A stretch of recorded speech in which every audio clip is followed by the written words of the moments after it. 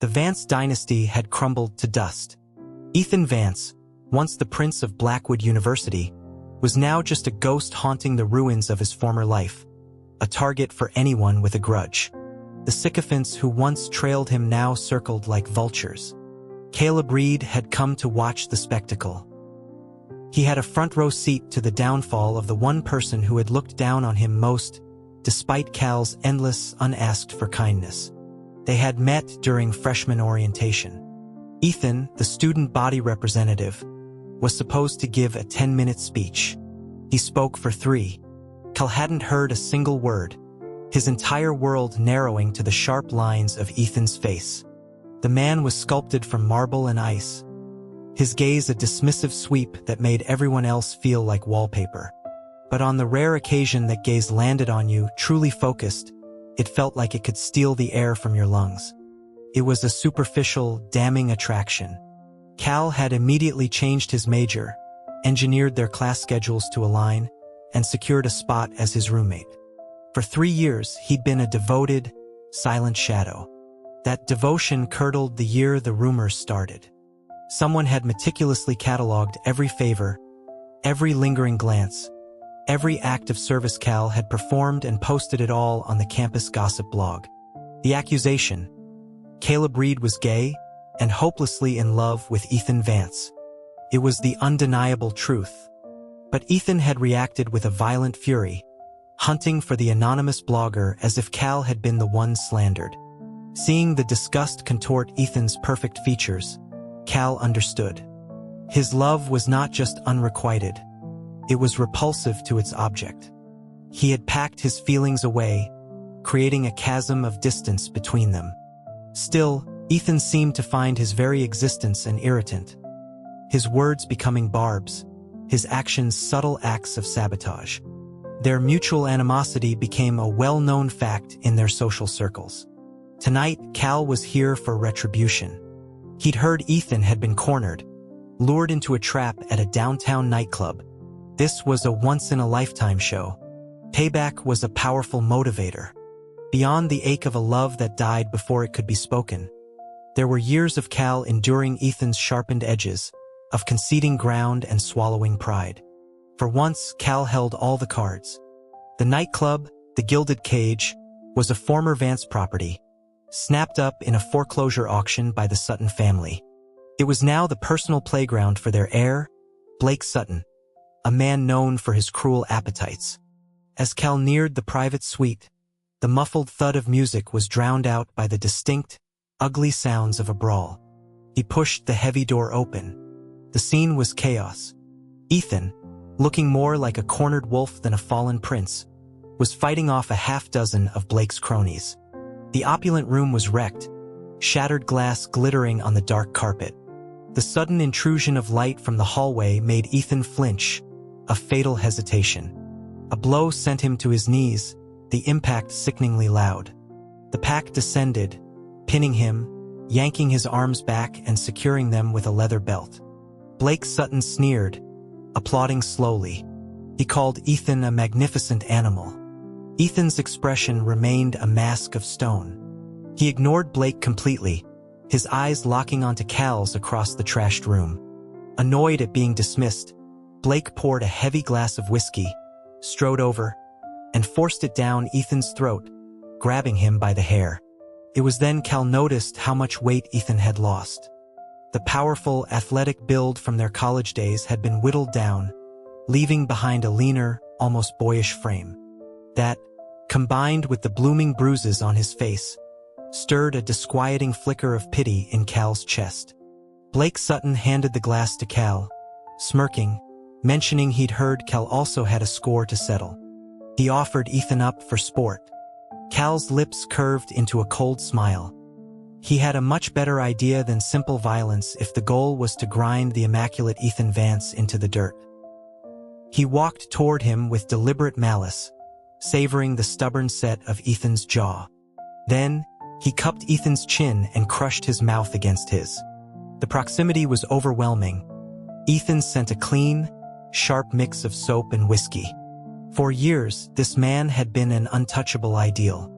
Now he was entirely at Cal's mercy. The feeling was intoxicating. The quiet sounds in the room shifted, the air growing thick and uneasy. After a long moment, Kel pulled back, breathlessly informing the stunned audience that Ethan was, indeed, exquisite. Blake was momentarily speechless. Then a depraved grin spread across his face.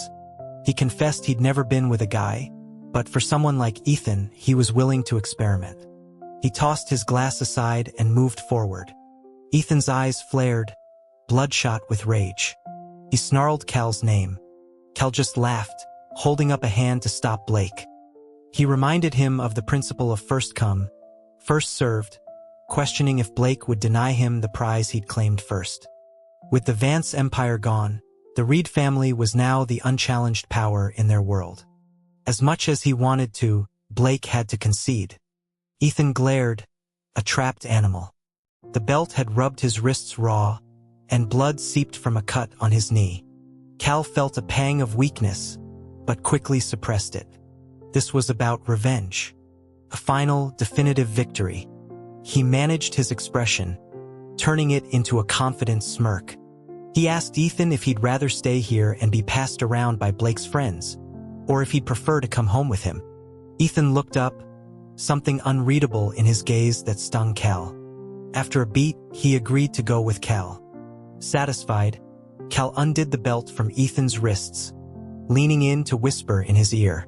He made it clear that coming home with him meant total obedience. He asked if Ethan understood the terms. Ethan rose from the floor, flexing his bruised hands. Standing at his full 6'3" height, he towered over Cal, an intimidating presence. A flicker of regret passed through Cal. Freeing him so easily might have been a mistake. If Ethan decided to turn violent, Cal would stand no chance. Ethan's voice was as glacial as ever when he warned Cal not to regret this. Such a defiant attitude. Cal grabbed his hand, defiantly lacing their fingers together. He decided to remind him of the Vance family's debts, of his father lying comatose in a hospital bed. Cal was the only one who could help him now. He told Ethan to be smart, to swallow his pride, and to understand the new hierarchy between them. Yet as the words left his mouth, they lost their intended venom. Ethan even had the audacity to raise an eyebrow. Cal, flustered and angry, yanked his face down for another impatient, bruising kiss. The night was young. It was raining on the drive back, a 40-minute journey to the Reed estate. Grey Havens was a sprawling stone manor covering acres of manicured grounds, a gift from Cal's mother on his 18th birthday. It was the only place he considered home. He rarely stayed there, preferring the convenience of his city penthouse, but bringing Ethan here felt strangely appropriate. A sick part of him always wanted to give Ethan the best of what he had. He mentally slapped himself for the thought. Ethan, observing his strange tic, asked him what was wrong. The question reignited Cal's anger. He snarled that he would handle the Vance family's debt, and in return, Ethan would serve him properly tonight. The moment the words were out, he regretted their clumsy implication. He had no concrete plan to solve a multi-billion-dollar bankruptcy. Old resentments mixed with new frustrations, and he stormed off to take a shower. Halfway through, under the steaming water, he realized he'd forgotten a change of clothes. The thought of asking Ethan to bring him some was mortifying. Would Ethan think it was a deliberate seduction? It was infuriating how much he still cared about Ethan's opinion. This was supposed to be about revenge. Revenge for 3 years of unrequited love, for being dismissed, for being called a weakling when he wouldn't fight back against school bullies. A familiar burn started behind his eyes. He stood numbly, letting the hot water cascade over him. He needed to stoke his anger, to remember Ethan's cold disdain, his visceral disgust when the rumors broke. He resolved to show him just how much he hated being underestimated. Then a horrifying thought occurred. He'd never actually been with anyone. What if he couldn't go through with it? He was spiraling when the frosted glass door slid open. Ethan stood there, holding a neatly folded set of clothes. He looked Cal up and down, a slow, deliberate appraisal that made the tips of Cal's ears burn. Ethan asked if he was still not done, or if he was waiting for service. Cal, incensed, ordered him to get out. Ethan didn't move. Instead, he calmly stated that Cal had wanted him to serve him well. Then he began to unbutton his own shirt. His physique was still breathtaking, a perfect sculpture of lean muscle. When Cal finally regained his senses, Ethan was standing in the shower with him, the space suddenly feeling claustrophobic. Ethan's voice was a low rasp when he told him to do it. His eyes were dark, turbulent pools. Trembling, Cal reached out a hand, his fingers brushing against the hard plane of Ethan's abdomen. The touch was electric. His mind screamed at him to act, to kiss him, to dominate him. But his body was frozen, his limbs disconnected from his will. He was a statue, his only sign of life the frantic, ragged pace of his breathing. He was about to give up, to let him go, when Ethan moved. In a swift, powerful motion, Ethan spun him around and pressed him back against the cold glass wall. The sudden chill made Cal cry out. Ethan's eyes darkened further. Cal's tone shifted to panic as he demanded to know what he was doing. Ethan was still unervingly calm, simply repeating that he was serving him. Cal ordered him to leave. Ethan ignored him, his hands gripping Cal's waist as he leaned in, his lips brushing Cal's ear. He whispered that Cal had brought him home and promised to save his family. Whatever he did now was simply what he was owed. Then he kissed him, a deep, possessive kiss that stole Cal's thoughts and left him weak. When Ethan carried him to the bed, Cal was completely undone. His body was pliant, his arms clinging to Ethan's shoulders for support. Ethan murmured for him to relax. He had no idea how to respond. The world tilted on its axis. He was supposed to be the one in control. He felt his toes curl in a sudden shock of pain. Through a dizzying haze, he felt Ethan holding him close, kissing his forehead. His voice a broken, tender whisper as he repeated Cal's name over and over.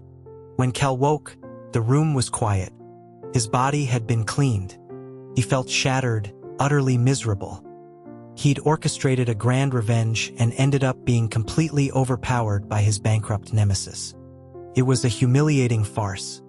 He asked his own aching mind if the mission was accomplished. After all he'd been through, it had to count for something. But a nagging voice told him it was impossible to know if Ethan's actions were born of genuine desire or desperate coercion. He dressed quietly and walked out of the bedroom. Dragging his aching body through the silent house, he found his wallet, took out $200 bills, and left them on the nightstand beside the sleeping Ethan.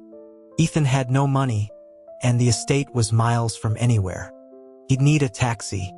Then, Cal methodically blocked Ethan's number and every social media connection they shared before retreating to his city apartment to lick his wounds. It took 3 days before he could walk without wincing. When his body had recovered, he threw himself back into work, adopting the commanding persona of Caleb Reed, CEO of Reed Industries. He was striding into his office building when he saw him. Ethan was waiting by the entrance. Ethan's first question was whether he was only worth $200. Cal's tumakplum-mata. His feelings for Ethan were now a tangled mess of anger, pity, desire, and profound shame. He explained it was for the taxi. Ethan, expressionless, asked about payment for his services. Cal exploded, asking how he could dare demand a reward. Ethan's brow furrowed in what seemed to be genuine surprise. He asked if Cal had been dissatisfied with his performance. The memory of that night made Cal shut his eyes. He ground out that he was satisfied, that he would figure something out for the Vance family's debt, and that Ethan could leave now. Ethan's face went dark, his posture returning to the frigid, intimidating stance Cal knew so well. The hostility in his eyes was palpable. He said that using someone and then tossing them aside without a word was exactly Cal's style. The accusation stung, and Cal's own grievances came rushing to the surface. He shot back, asking who was really the one who had been used. The volume of his voice turned heads in the lobby. Ethan's composure finally cracked. a flicker of panic in his eyes. He grabbed Cal's arm, pulling him toward the elevators, insisting they go inside. Not wanting a public scene, Cal allowed himself to be led to his penthouse office. Once inside, Cal immediately put his desk between them. Ethan admitted it was his fault, but explained that when he woke up, Cal was gone. He tried to call, only to find he'd been blocked. He said he had been waiting downstairs for 3 days. The rare explanation did nothing to soothe Cal's frayed nerves. When Cal remained silent, Ethan took command, instructing him to unblock his number and give him a job. Cal laughed, a harsh, bitter sound. He asked Ethan just who he thought he was, demanding to know why he should do anything for him. He wanted to hear Ethan's pathetic reasoning so he could shoot it down. But Ethan's answer disarmed him completely. He stated he needed Cal's protection, that Cal was the only person he could turn to now. He mentioned that too many people wanted a piece of him, especially Blake Sutton. The mention of Blake's name sent a wave of guilt through Cal, remembering his own cruel joke that night. He relented. He told Ethan the company wasn't hiring, but he could work as his personal assistant. He assigned him menial administrative tasks, which Ethan handled with unnerving efficiency and grace. The fallen CEO was surprisingly adept as a subordinate. As Cal began to trust him with more important work, he found Ethan to be an indispensable asset. He was the sharpest tool in the Reed Industries arsenal. Meanwhile, Cal quietly began working to salvage the Vance holdings. He liquidated some of his own assets, creating a massive cash flow that he funneled into the bankrupt company as an anonymous investment. It was enough to stop the bleeding. The rest was up to Ethan. 3 months later, the annual industry summit was held. It was the premier networking event of the year. Cal decided to give Ethan another push, telling him to dress formally and accompany him as his assistant. Ethan questioned why he would be brought to such an event, stating he no longer belonged in those circles. Cal, irritated by his reluctance, sneered that his job for the evening was to be a shield, to drink any alcohol offered to Cal. He told him to do a good job. Ethan's face fell, his eyes dimming. At the gala, he was like a man possessed. He drank everything offered to him, and then began making the rounds himself, toasting everyone from CEOs to caterers. For 2 hours, Cal didn't have to touch a single glass. He was furious. This wasn't helping Ethan. It was making him look like a reckless drunk. The moment they left the venue, Cal's anger boiled over. He berated Ethan for his behavior, calling it a waste of his time. The drunk Ethan was slower to respond, but he explained softly that Cal had asked him to block the drinks, and he had done his job. He didn't understand why Cal was still unsatisfied. Cal called him an idiot. At the insult, Ethan's eyes reddened. Reeking of alcohol, he stumbled forward and tried to kiss him. In a flash of rage, Cal shoved him with all his might. Ethan fell to the pavement, and Cal got in his car and sped away. The cold night air did little to cool his fury. But 5 minutes down the road, a cold dread began to seep in. The venue was in a remote part of town. Ethan was drunk, alone, and vulnerable. Cal spun the car around and raced back. But he was gone. There was no sign of him. Panic, cold and sharp, coiled in his gut. He used his full authority as Caleb Reed, storming the venue's security office and demanding the surveillance footage. He was a tyrant in his terror. He knew he could find him, but he was terrified of what he would find, and if he would be too late. The image of the stunning, drunk, and broken Ethan flashed in his mind. 10 minutes later, his security team called. The footage showed 4 men dragging Ethan into a black SUV and driving to a nearby hotel. Cal's heart sank.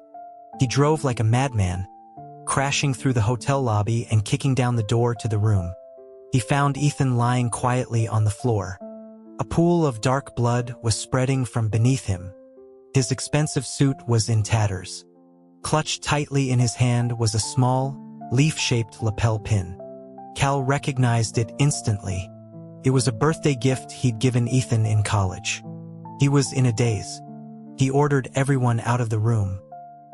He saw the angry red welts on Ethan's thighs and realized he'd used the sharp pin to gouge his own legs, to keep himself conscious, to fight back.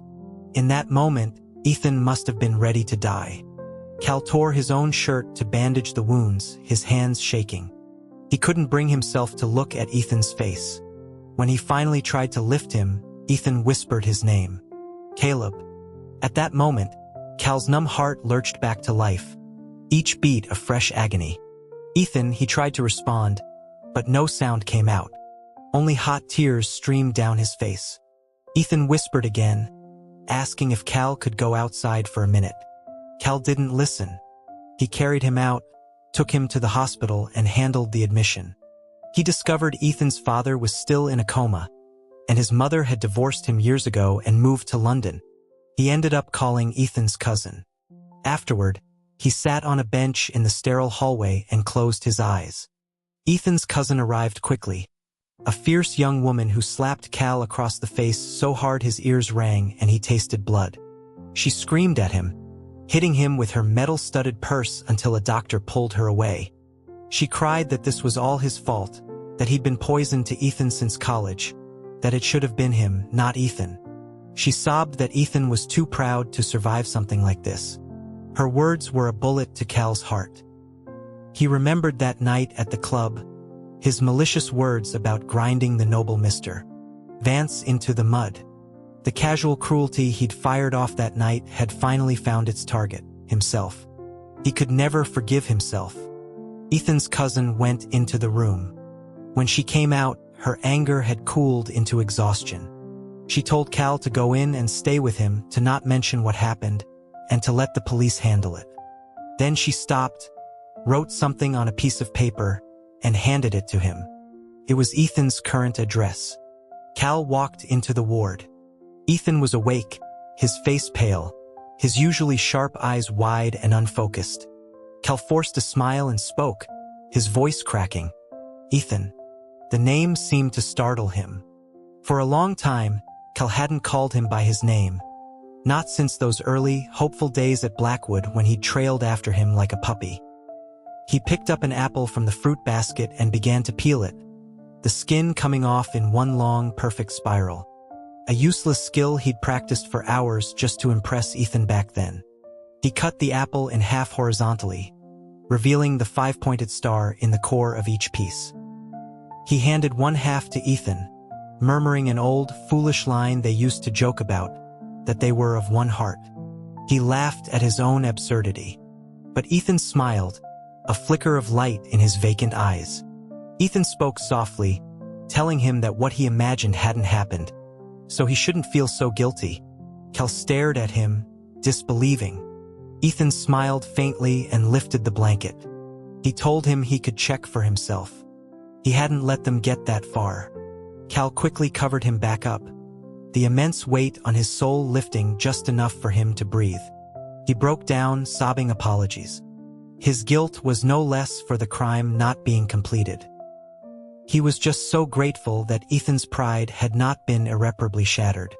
Ethan let him cry, patting his shoulder gently. When Cal finally quieted, Ethan sighed.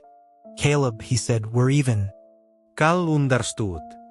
He was finally being released from the debt of his youthful, obsessive love. He wiped his face, trying to dredge up his old cheerful mask. He asked if Ethan could give him one last gift.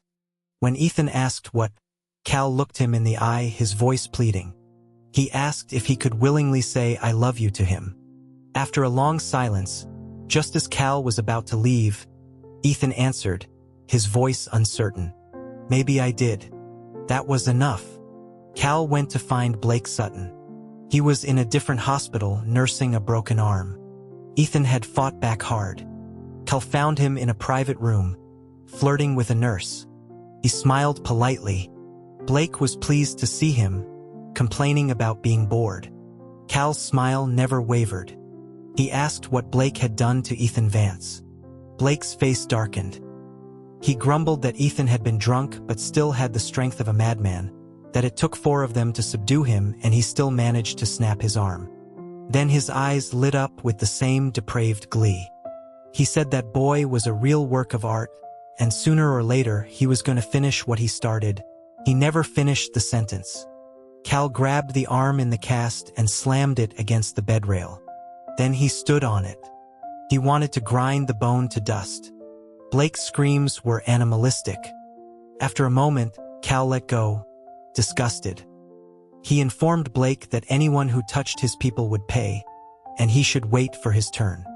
Blake, sweating and pale, sputtered that the Suttons were long-term partners of the Reed family. Cal's voice was chillingly calm. Not for long. Violence wasn't his strength. Destroying a man's world was. He would make every person who had touched Ethan Vance pay a price 100 times worse than death.